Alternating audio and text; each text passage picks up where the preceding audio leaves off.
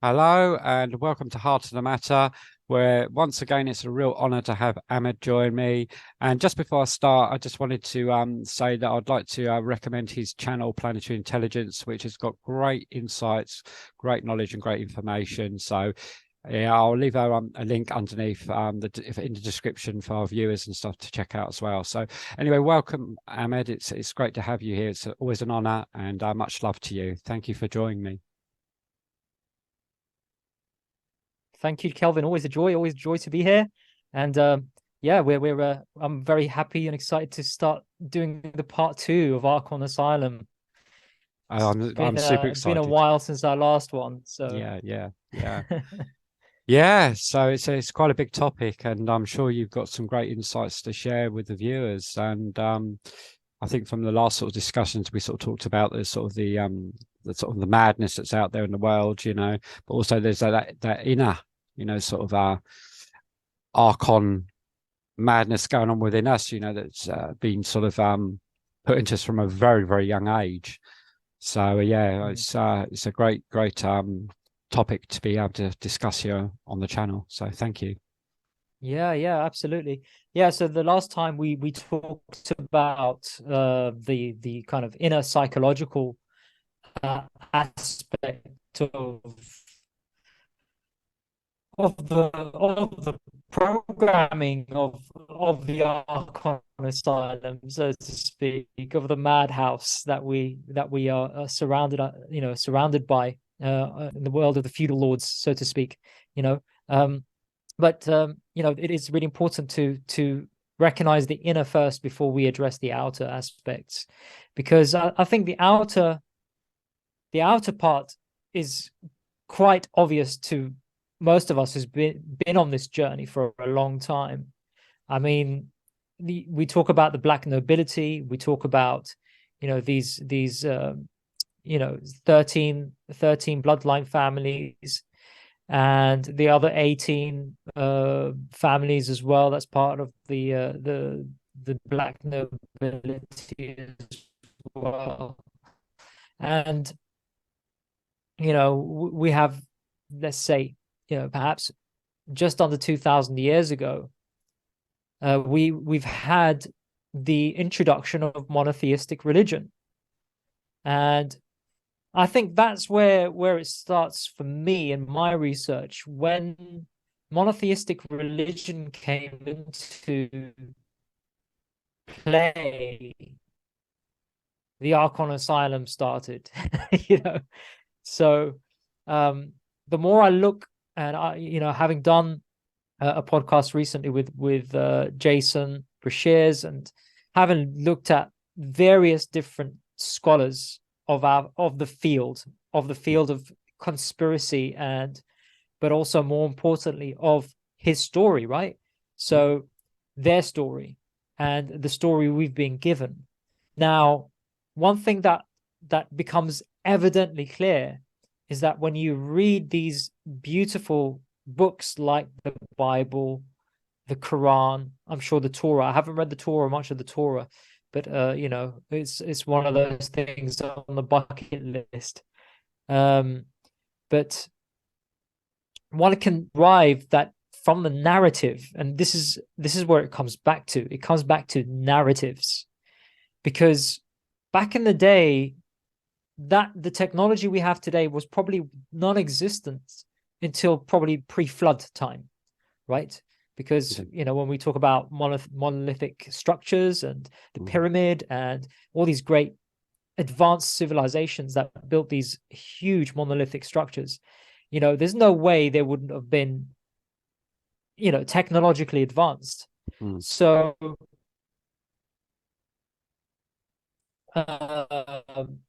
coming back to religion, so how do you then control populations, mass population? Because today we have the news. We don't, religion is pretty much, in the West anyway, since Friedrich Nietzsche, said so famously in the 1800s, God is dead.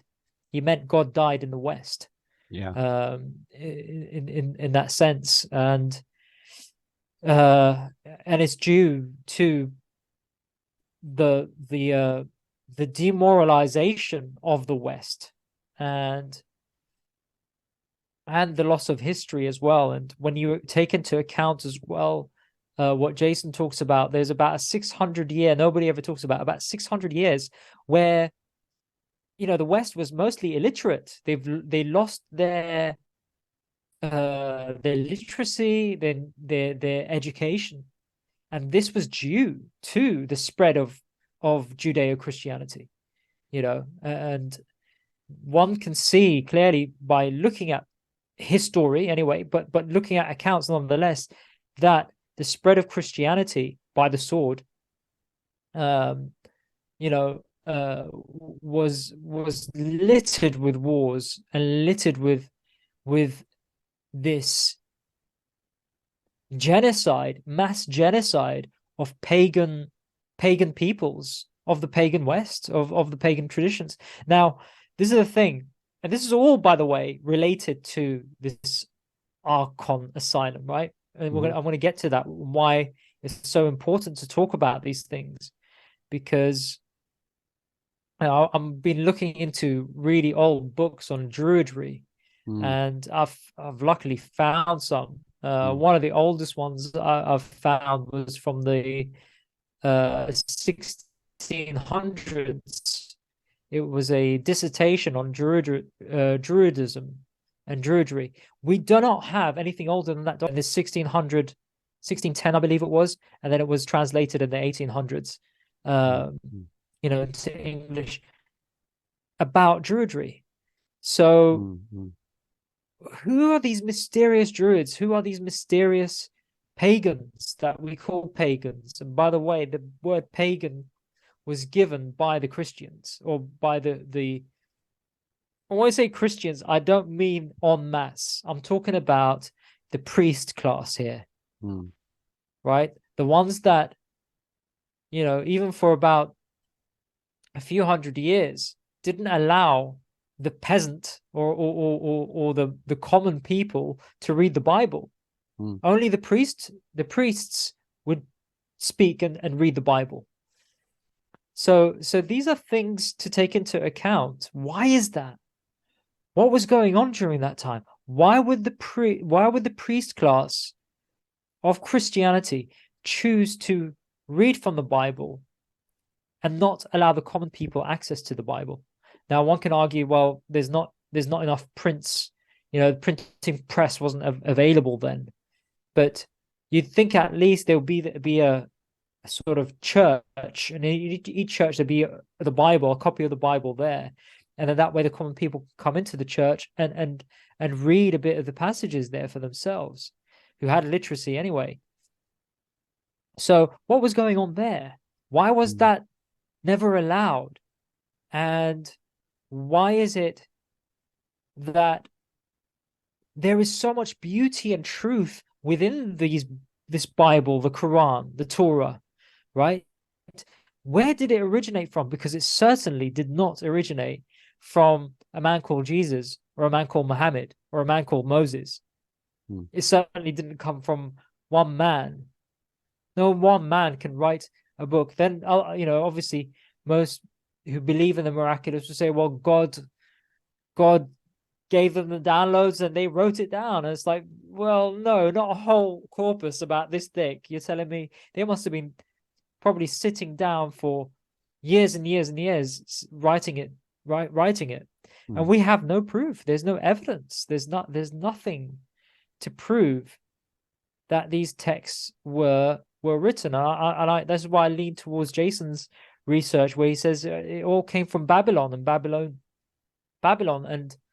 the thing is with Babylon that I have an issue with, this is my personal views on the matter. Now, when we trace back Druidry, for example, and Druidism, and where that came from, it only comes, you can only trace it back to Ireland, the British Isles, and the west of France. Yeah. That's the only area where we have any evidence of Druidry. The rest of the world, no, zero. Not in Babylon, not anywhere else. So there is this big question mark over who the Druids were, and there is a big question mark over these monolithic structures here in Britain. You know, when you look at these huge, you know, Stonehenge and the various stone circles, and when you look at, you know, Silbury Hill, for example, you know, again, built by slaves, right? Or built by the common folk who, you know, just a bunch of rocks. Well, why don't you let us dig in there? If it's such an amazing discovery, why doesn't English heritage or the you know, the government allow us to uncover it? Why not? Let's see what's under there. Let's see what's been built. Glastonbury Tor, what's under there? You know, it doesn't look like a hill to me. When you look at it far enough, it looks like it has a flat side on each side. It doesn't look like a round, your typical hill. And this is just so through it's almost got that that sort of pyramid look to it, hasn't it? Yeah, sort of, almost. Yeah. Yeah, it has that sort of pyramid look. I mean, I've been there a few times now, and when you look at it, you look at it from one side, and you just look at it, you know, a bit closer, and you think that doesn't look rounded. That doesn't look like a natural hill.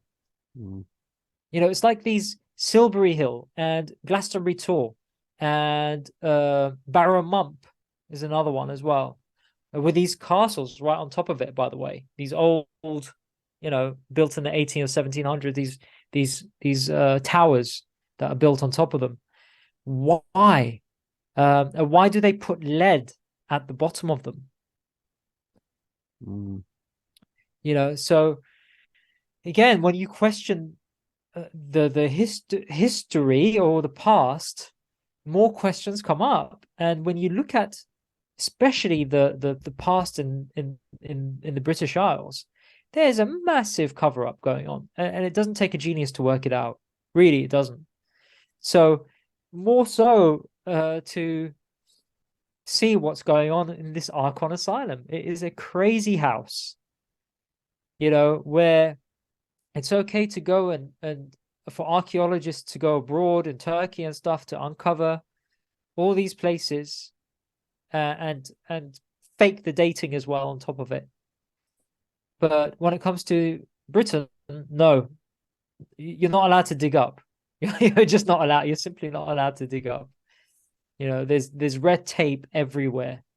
You know, so how does that tie in? It ties in because I look at the monotheistic religions anyway that came into the West. Same with the Middle East as well. There seems to be these mass genocides that go on that killed all the pagans or the idol worshippers, right? Yeah. I don't know about you, Kelvin, but what warrants any religion to kill somebody for their beliefs? Yeah. To murder someone for their beliefs. That, to me, in my books, that's not an all-loving God. Or somebody who follows an all-loving God. I mean, I can't get my head around that. I just can't. I can't get my head around that. Yeah. Yeah. So when you question that and you think, well, why does it take murder to completely wipe out this idol worshipping race or peoples, and then put in place these institutions, churches and mosques, synagogues, and so on around the world? Why is the first question. So I'll answer that question. It's kind of rhetorical in a way for me, but I'll answer that question. Why? Mind control. That is the first reason. Because you don't have television, because you don't have mass media and a box inside everywhere, the only way to control populations, and especially an uneducated population, especially after resets happening, the best way is to bring in a form of mind control through spiritual, what I call spiritual police. You know, they're Yeah. they're policing the spirituality. So they'll give you, for example, like a police, we'll give you justice, but you have to follow these laws. And you look at these laws and you think that's impeding on my freedom, on my right to live. You're just muscle for a priest class, you know. Yeah. And that's what it was essentially back in the day. That's, you know, that's what it was. Christianity was spread by the sword. Islam was spread by the sword, as far as we're aware. You know, it was done through violence. So when you look at the teachings of Jesus and turning the other cheek, you think, well, if this was in the Bible, why did the Christians feel the need to go on these crusades and murder and kill? Same thing when you look at Islam. You know, it says not to kill your brother, you know. Although there are some questionable things in the Quran as well about allowing certain killings, but even then, for religions of peace, so to speak, what is going on? And the only way I can describe it is that these enemies of life, or the powers that shouldn't be, have somehow infiltrated the world over a few thousand years, over the last 2,000 years, you know, especially after the flood. There seems to be this massive sort of movement of monotheistic religions. You've got to remember that monotheistic religions are not the oldest. You know, why would the worship of one God? And what is the idea of this monoculture that comes out of these Judeo-Christian and Islamic religions? And one only has to see and look at the morality of these people. And again, this goes back to psychology as well, because the outer, again, reflects the inner. So these murders of all these ancient peoples that had this wisdom are now all of a sudden downgraded to these primitive, ignoramus, stupid, uneducated peoples, and blaspheming, you know, you know, almost worshipping the devil, you know. And this is what I find so funny, you know, especially when we look into the Catholic sort of history and the Holy See, right? You see that when all this beauty and loving God somehow was spread by blood and sword, right? And then the pagans are the ones that are the devils. Yeah. I mean, I think, yeah, because I mean, obviously, you know, I think we've discussed about this, that I had my sort of time within Christianity for a little while, but the word was called heathen, I think, from what I remember. Yes. Called heathen. Yeah. Heathen was the word, wasn't it? So it's a bit like the Muslims call kafir. Okay. Right. Which means infidel or non-believer. But yeah, see what is said about it.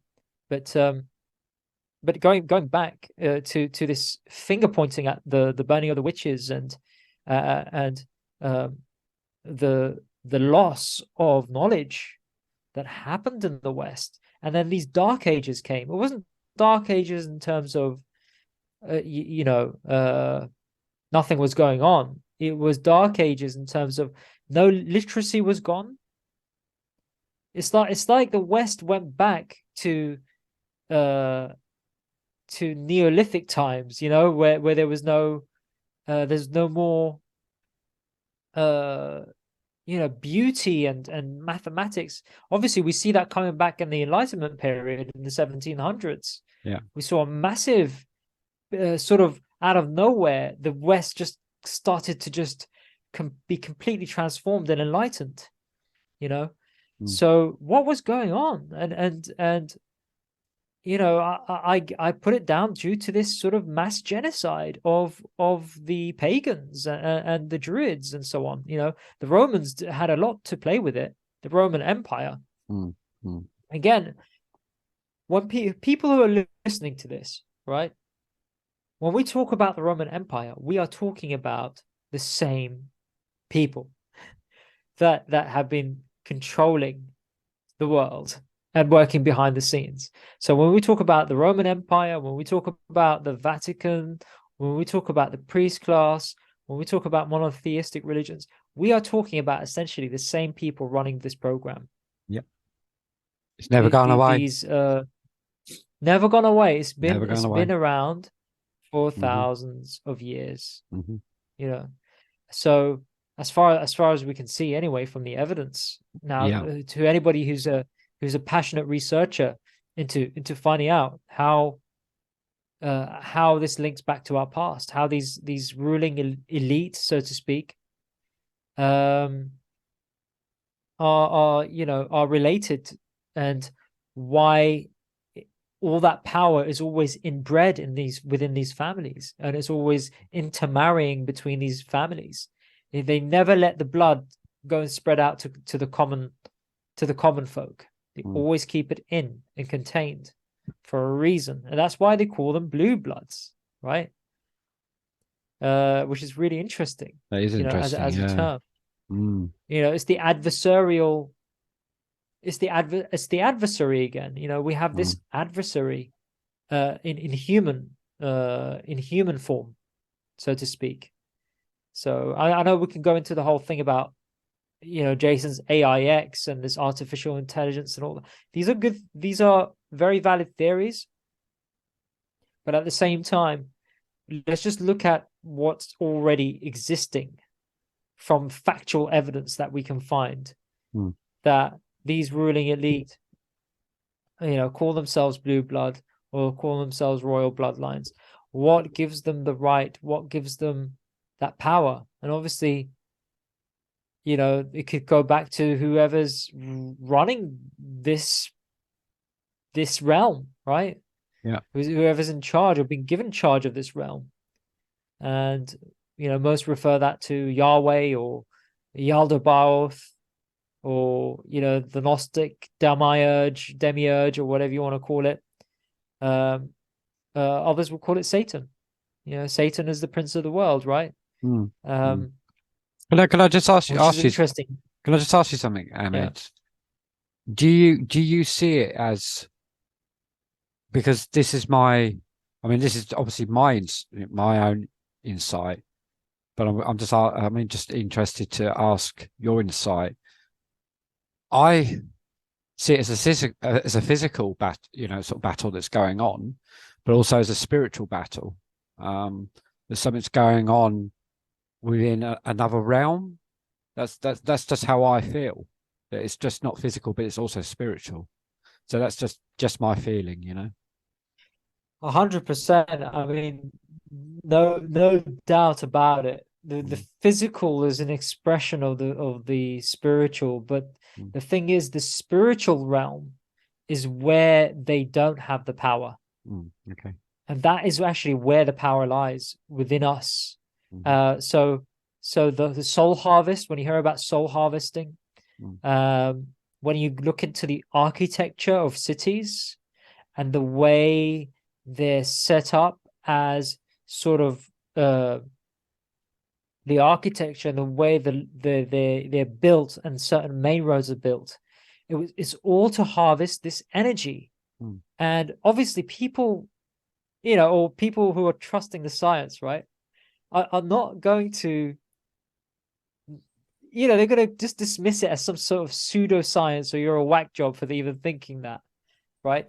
But I think anybody that has been around long enough can see that everything is energy. Everything is energy around in this realm. You look into an atom long enough, the atom starts to vibrate. Why is it vibrating? Because it's being observed. When the observer goes, what is going on with that atom? Is it still vibrating?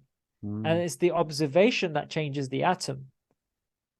Do you see what I mean? Yeah. It's the observer that changes the atom. It's not the other way around. So that tells you were living in a very, it's energetic, but at the same time, it's not physical in the sense that we think it is. Yeah.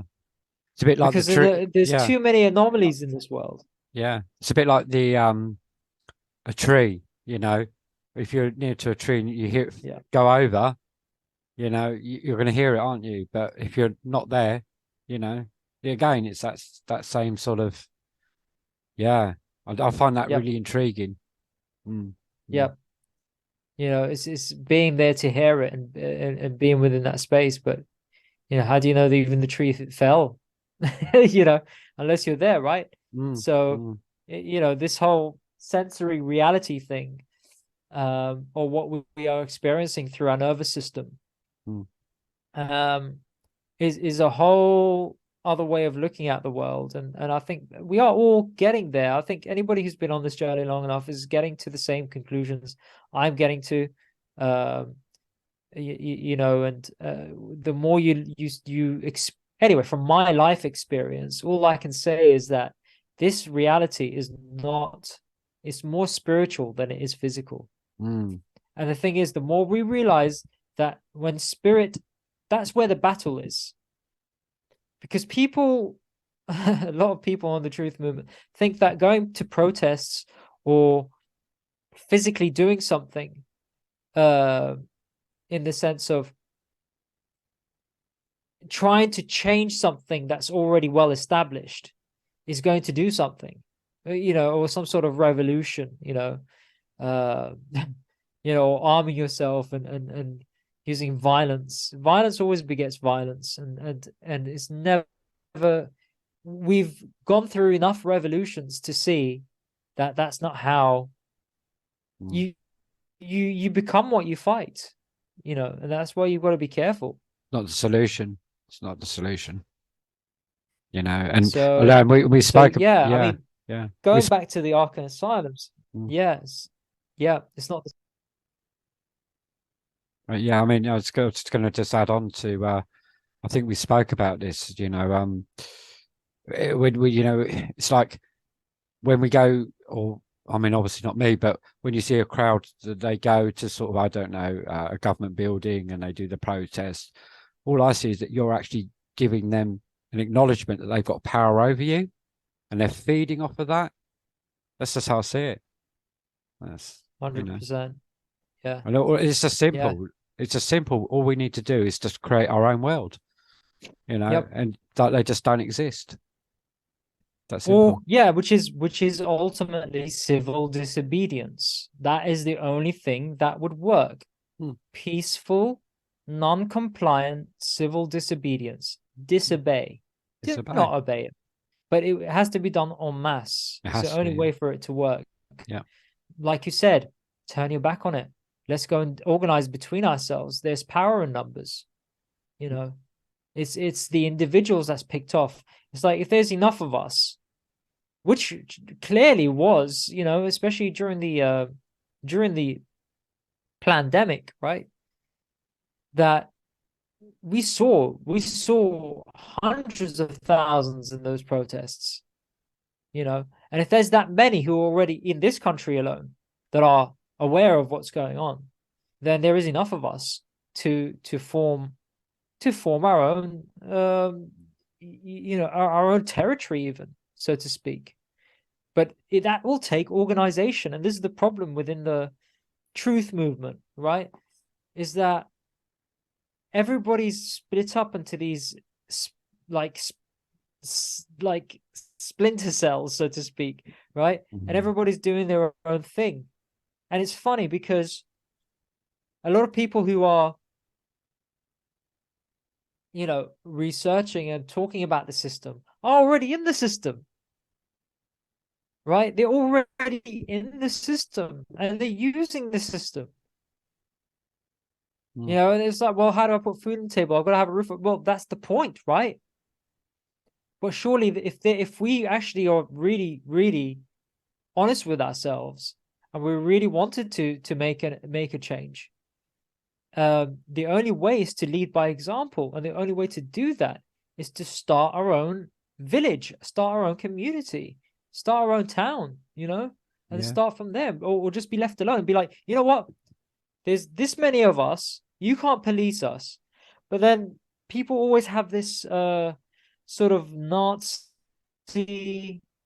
sort of outlook to it. Well, they've got the armies and that they can just come and just wipe us all out if we're all together. And it's like, well, how do you know?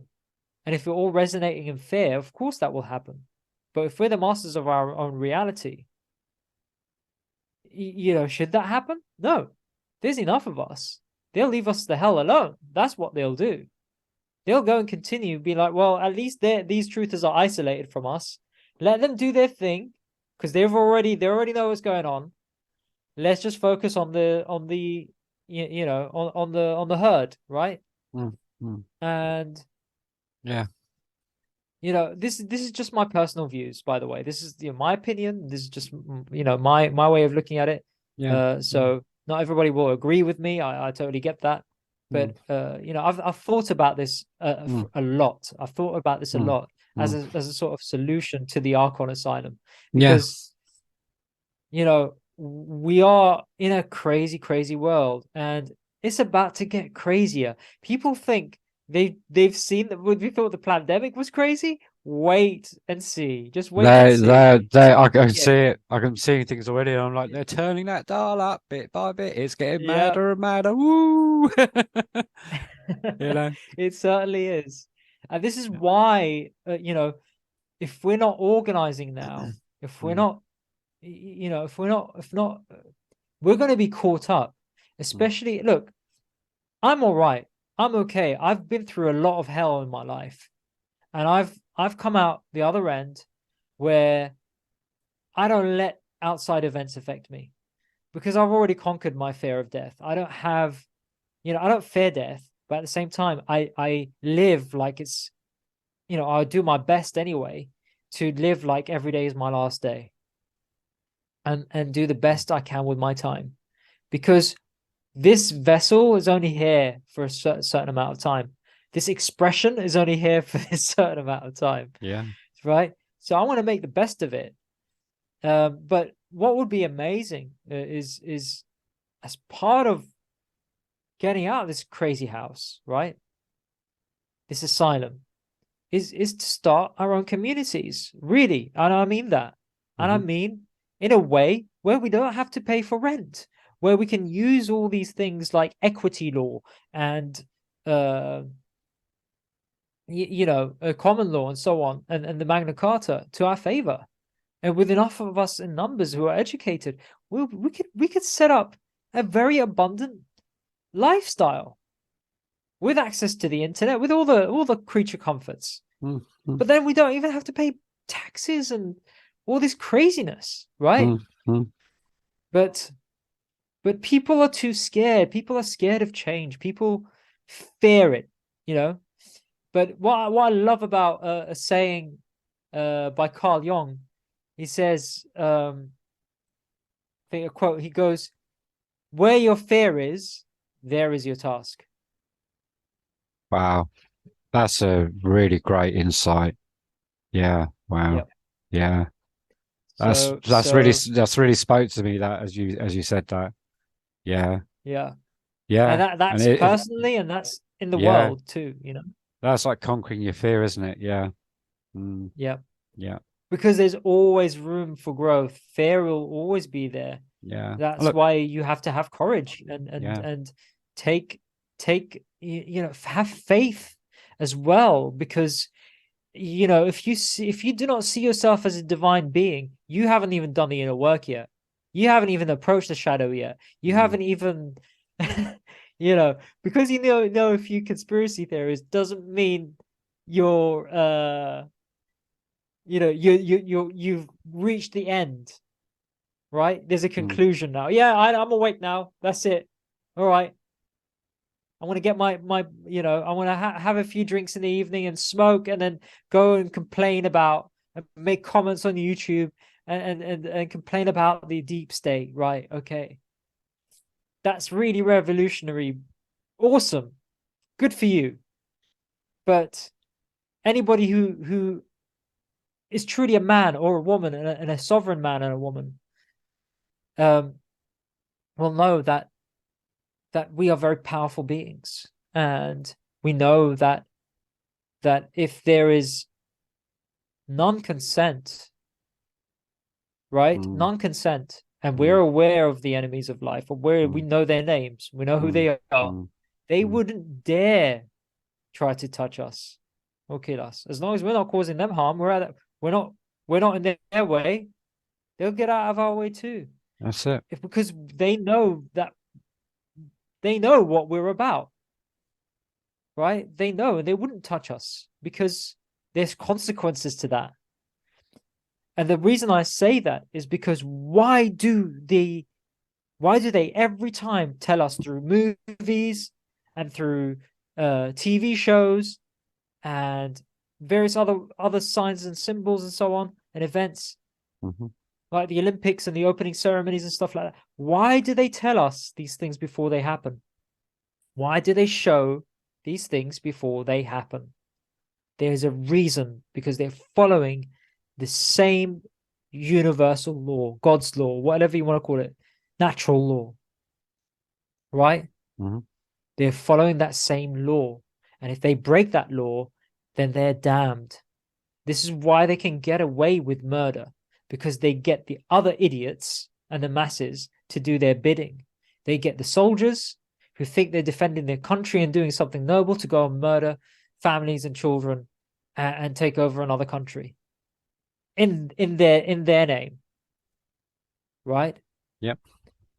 And they're thinking they're doing something noble when in fact they're doing the most horrific things. Because look at the soldiers who come back. They all come back with PTSD. They all come back with all types of, and they're thrown to the streets as well. The amount of homeless veterans I've seen on the street. I'm really, Amed, I'm so glad you bring this up, because that really, that really touches my heart as well. To see these poor, people that have been used on that chessboard, for all the dirty, works, and for them to come back, and then to see what they go through when they do all this, bidding for their masters, it makes me realize that we're not designed for that. Really, we're not designed for that carnage and those horrors that one would see in warfare. Yep. And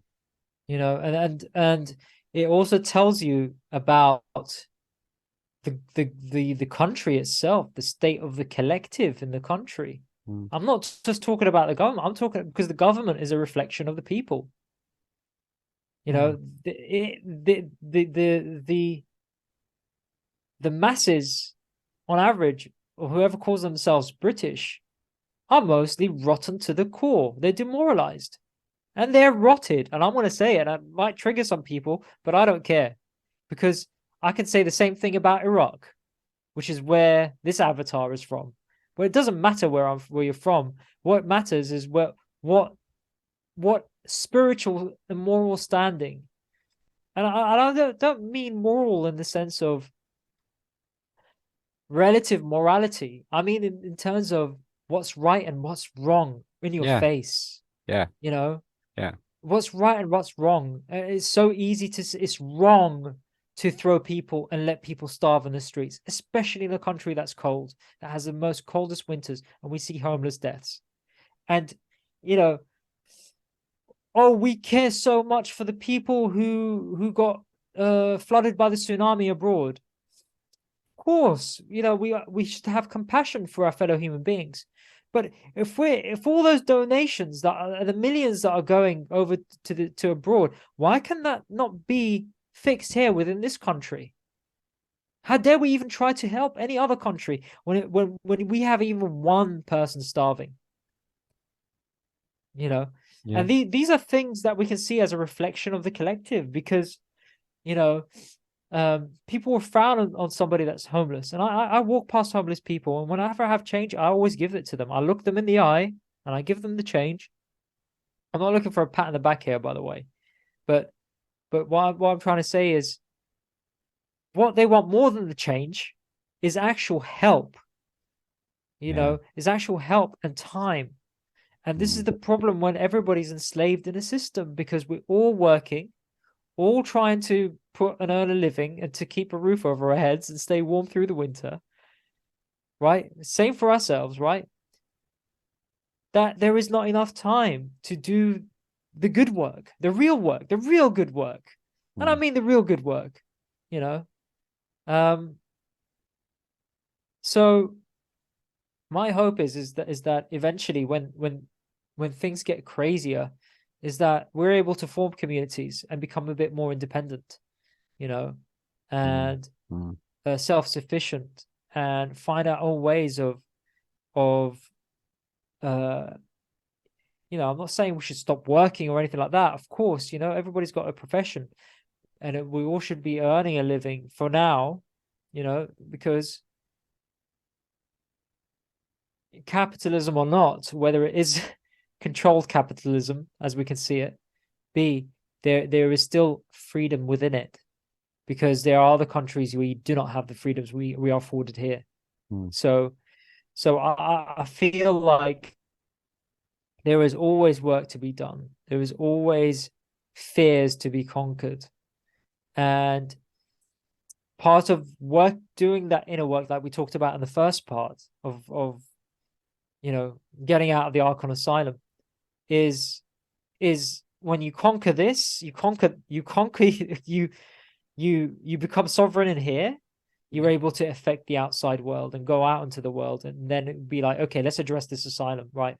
How we can bring effective solutions to make positive changes, not only for our own lives, so we're not all only struggling, but for everybody else. That's it. That's it. That suffering, and there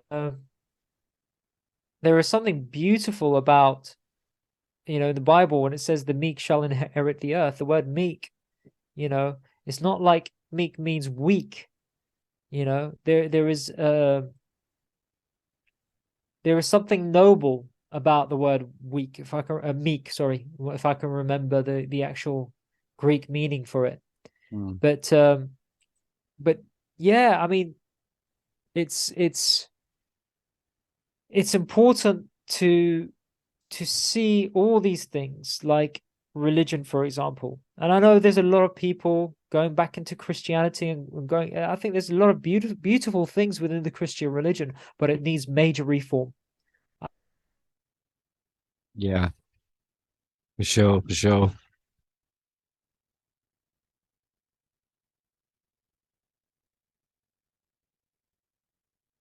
Hello, are you there, Ahmed? Hello. The Archon, which I believe has come from the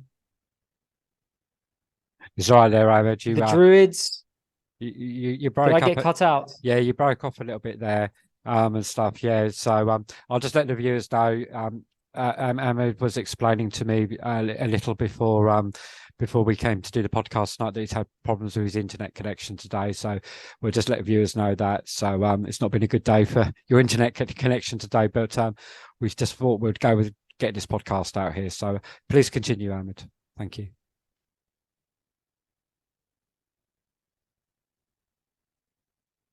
Yeah, where was I? Where did I get cut off from? You was just about going back into about the Druids, I think, was about where you was, I think. Okay. Yeah, so part of that is Christian. If people are going to use, if we're going to use Christianity in the West as a reform to get back into our spirituality, I think it's very important that it needs reform, and I mean major reform. Cutting off cutting off from the Church of England, cutting off from the Vatican, all those corrupt priest classes, and reforming it, bringing back Hermetic principles within it, because all the Christic faith itself comes from ancient Egypt and the ancient Egyptian spiritual, and I'm talking about ancient, not post-flood Egypt. So we're going back ancient times and bringing back these and some of the Gnostics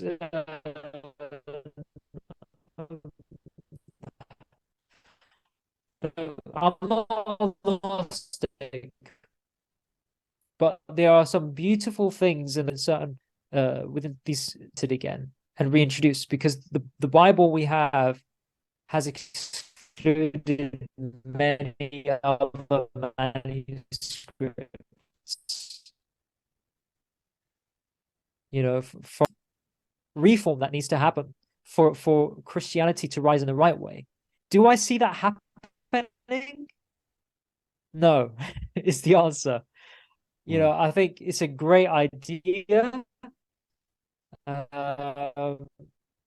I think there's some beautiful things about Christianity. I don't see it as something that's going to redeem the West unless it has huge reform.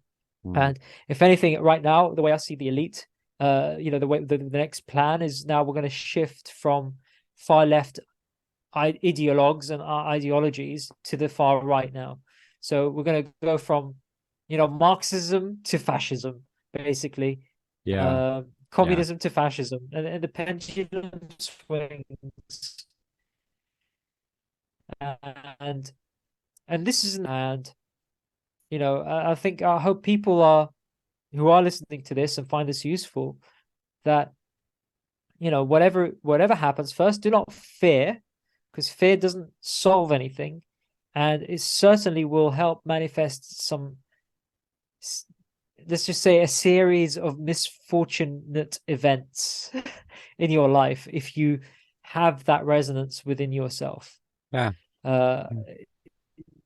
So it's important just to remain calm through all this crazy asylum, going mental, and probably like throwing up the dinner tables and jumping on the chairs and the tables and going crazy.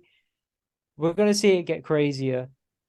So my advice would be to have a connection, create communities. Do not become a lone island onto yourself. I think it's not healthy, especially for the introverts out there, because I'm an introvert myself. I like my own company. But at the same time, you cannot be a hermit stuck in your people, and it's really important to get in touch with your privacy is important to form communities, and that's one way. This is like the best solution to get out of this crazy asylum, because what better way is it to have the company of sane people who are who know what's going on, who are able to talk to, right? Because I don't know about you, Kelvin, but when I go out there, it's really crazy. Like, you cannot, like, small talk is the best you could ever do. There is actually no genuine, authentic connection. And it's a shame. It's a shame. It's a shame for those of us who are on this journey to not have communities. I think it's really important to start forming them now, especially now. I think I'll leave it at that for today in terms of Yeah. Talking about Yeah. Yeah. the escape or the getting out of the asylum. Asylum. Yeah. I mean, I just was going to just share before, we start thinking about bringing this podcast to a close. Is that even in a so-called truth community in brackets, I'm surrounded, by certain individuals, and I love them dearly, but I feel like I'm just I'm just on my journey, and I'm sort of in a different place, and it feels like I've moved on. That's the only way I can express myself in that, and Yeah. yeah, it's sometimes it does. It feels very, very difficult, and stuff and all that, because it's almost like they're just still go churning over the same old stuff, and they're just stuck in these loops all the time, and but they're happy to be there, and it's just almost like I'm like, come on, because I just know that I had to go through that myself. It's almost like navigate through it and stuff, and to do that, I had to take a back seat and take time out, and have time to myself and stuff to redirect my own personal life, Yeah. but it's not easy. It's not easy, but It's not easy, even within the truth movement, for yeah, sure. I mean, yeah, the thing is Kelvin, the difference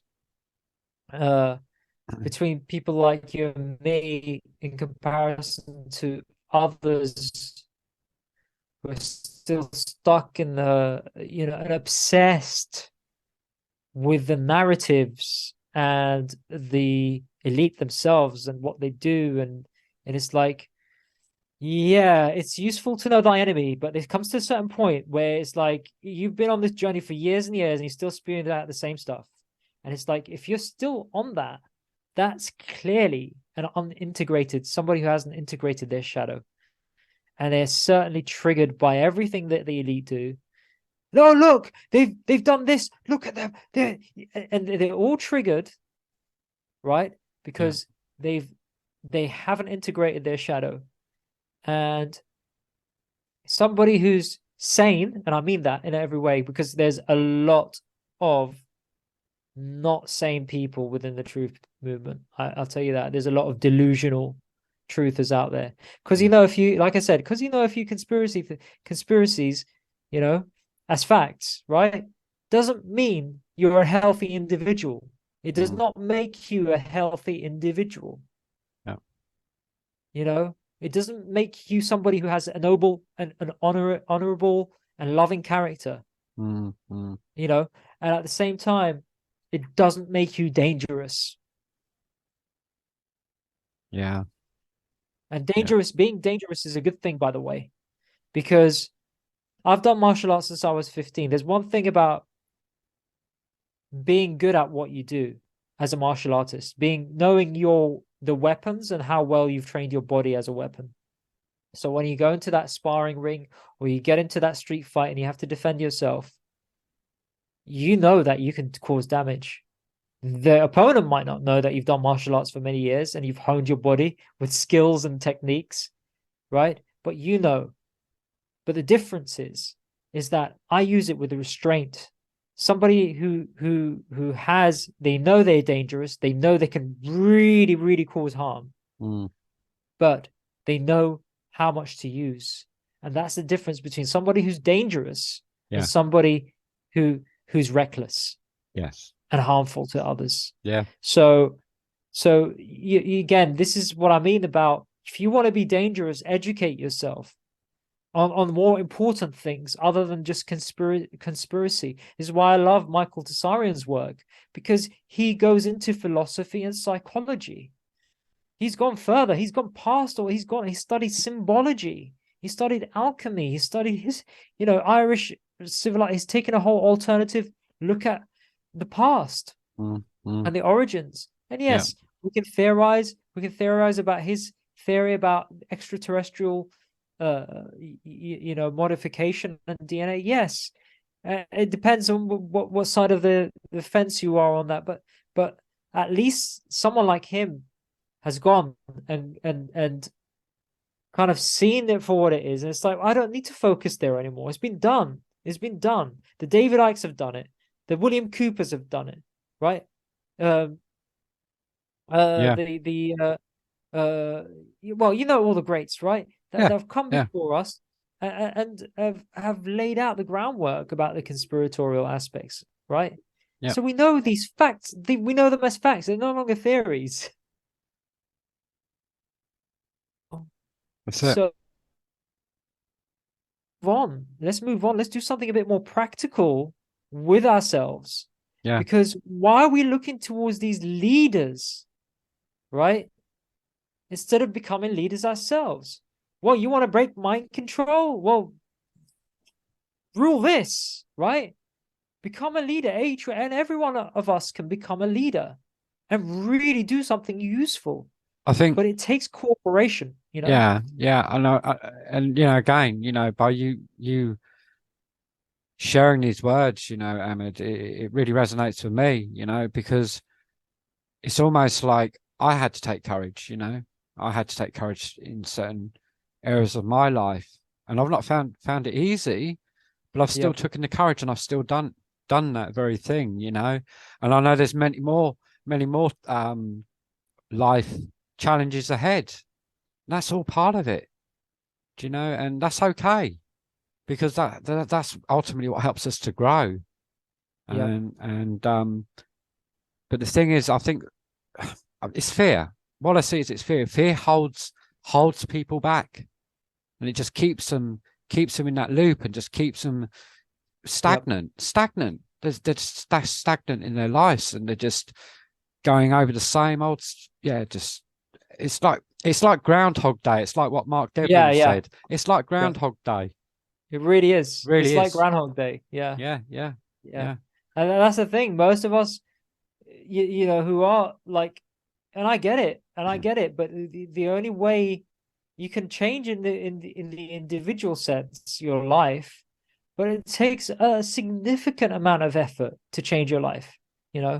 Like my vision is to see myself out of London, out of the city. I don't want to be here, for forever. I don't see a bright future for cities going forward over the next few years. I really don't. I really see it getting more, authoritarian and more stricter. And we've seen like how it's becoming harder to travel now and more restrictive. So the only way to start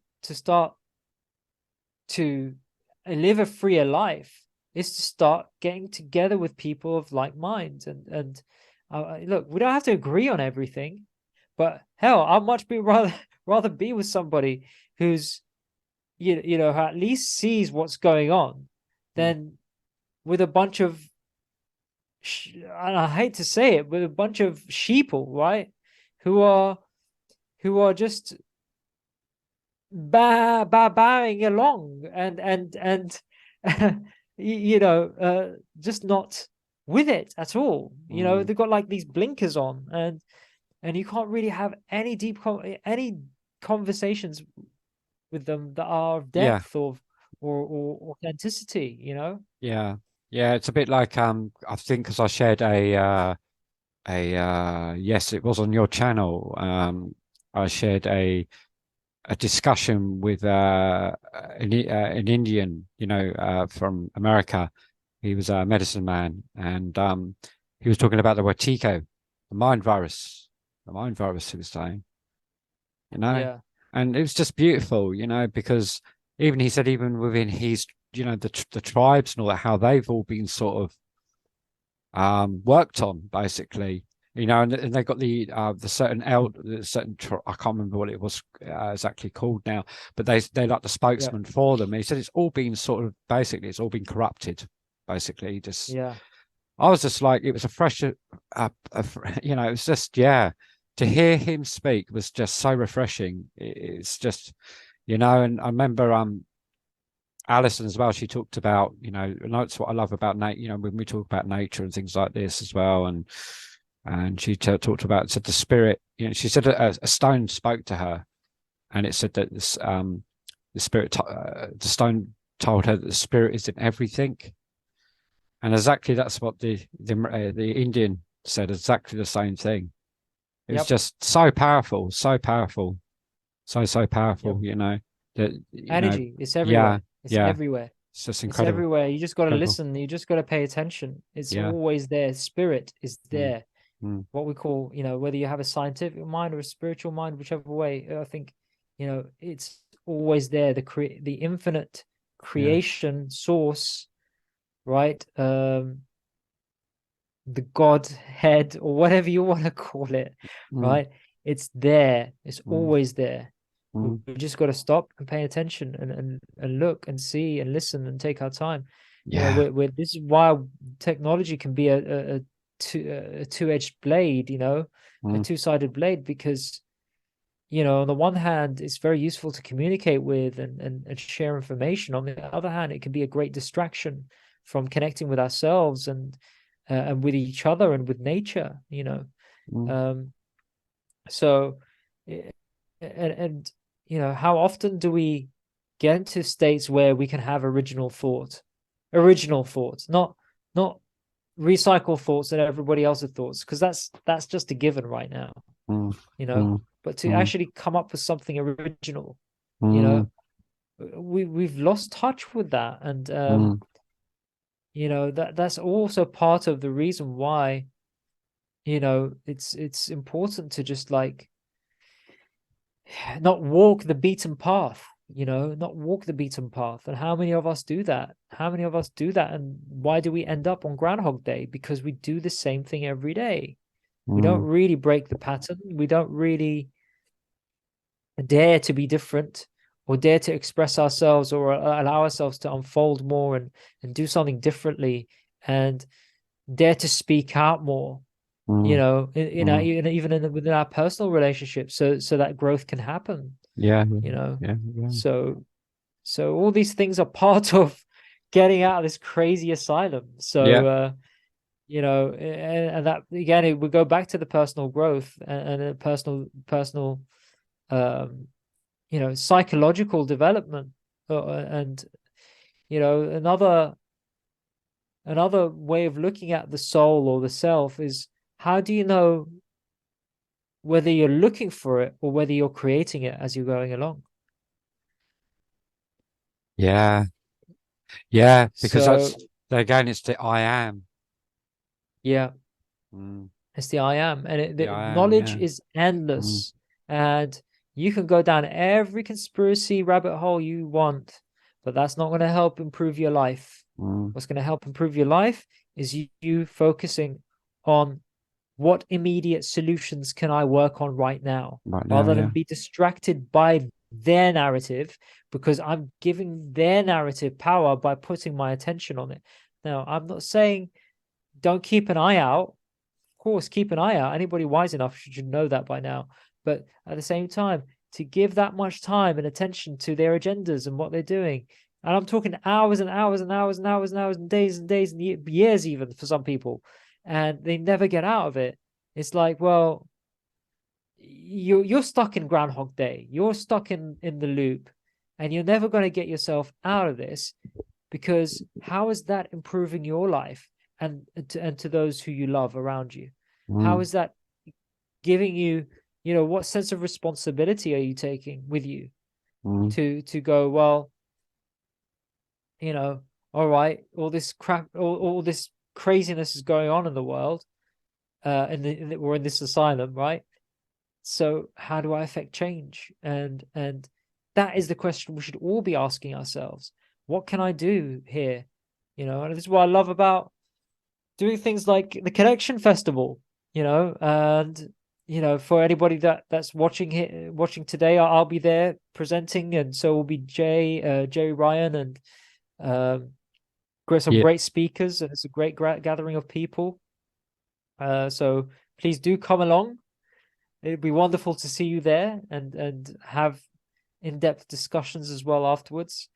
But like, one solution is to create these community events, Kelvin, which I really appreciate you doing. I think it's a lovely way to break the mold, because it takes a lot of effort. It takes a yeah, lot of effort to bring people together, especially thank you. these times. Thank you, So brother. I really appreciate that. Yeah, and thank you, because it gives me the encouragement. Not that I'm looking for encouragement, but it's just nice to hear that from another brother. And for me, it's it's a big step. I've never done this before. I mean, I've played in clubs in the past, and done or performed at events for other people that they've organized, but it's the first time that I've actually taken that very Organized vision yourself, and done myself. And Joss as yeah. well. Yeah, and Joss as well. Yeah, which is a wonderful thing. And yeah, it's it can be challenging, but that's part of it. To have these challenges and to work through the challenges as well. It's all part of it. And we're determined to keep rolling with it. Keep going with it, because I know that what's going to grow out of that. I just know that other amazing, beautiful things are going to grow out of that. So I feel 100%, brother. And I feel very pleased with myself, Yeah. And that's a good thing, that I can actually look at myself and give myself a pat on the back for that, So yeah, it's I'm looking forward to this weekend. Yeah, it's going to be great. Amazing time. Yeah. It'll be great for to see some of our viewers here to join us as well, if they can make it, and if they're around. It's going to be an amazing gathering of great souls, and very much look forward to it. And thank you for facilitating another great chat here and podcast about getting out of the Archon Asylum. So I think I've said enough for the day. Oh, it's been amazing as always, Amed. And I just appreciate you coming to this channel and giving your time to this channel. And always look forward to these conversations. And it's just nice that we sort of get to do this sort of once a month. And